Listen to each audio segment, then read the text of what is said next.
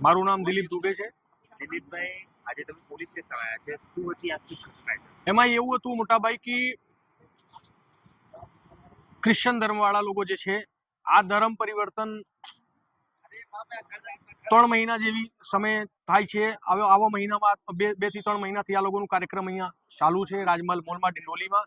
આપણા જેટલા મિત્રો છે, જેટલા ભાઈઓ છે, એક 2-4 વખત અમારા મિત્ર સંગઠનમાં વાત થઈ કે આવું અહીંયા થાય છે.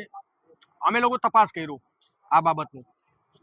આજની તારીખમાં આજ અમને 7:30 થી 8 વાગે સંપૂર્ણ માહિતી મળી ને 2-4 મિત્રો એવા હતા જે અંદર જઈને આવ્યા ને આ લોકો 2-3 જણા ને પછી એમાં 2-3 લેડીઝો છે.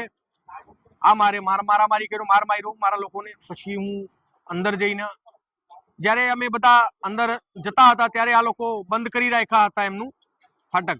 જેમ તેમ કરીને અમે ખોલ્યું અને પ્રશાસનને જાણ કર્યું. આ લોકોને ત્યારે હું પોલીસ સ્ટેશન ડિંડોલીમાં લઈને આવ્યા છું અને પ્રશાસન જોડે મારી માંગણી છે સાહેબ કે અમે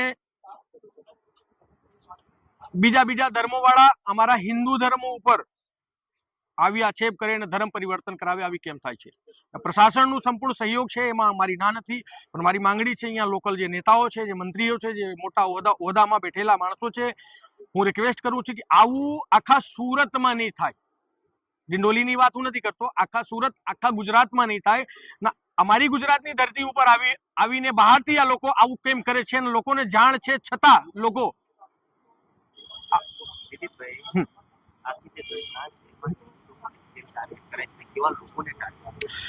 આમાં શ્રમિક જે લોકો શ્રમિક છે, જે નાના વર્ગના છે, જે નાના માણસો છે, પૈસાનું લાલચ આપીને આ લોકો આવું કરે છે.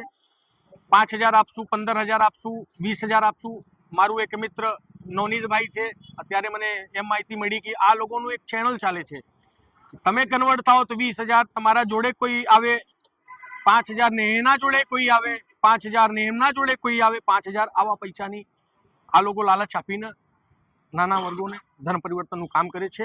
ના, આ સતત ખોટું છે ને અમે જ્યાર સુધી મારું પ્રાણ આ શરીરમાં છે ત્યાર સુધી અમે બધા મિત્રો મળીને આ નહીં કરવા દઉં.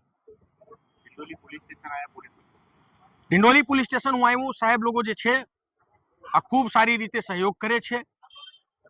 પ્રશાસનથી એટલું જ માંગણી છે કે આ લોકોને ઉપર જે અમારી કાયદા છે, જે અમારી સંવિધાનની વિગતો છે, આ ધારા ઉપર આ લોકોને FIR થવું જોઈએ.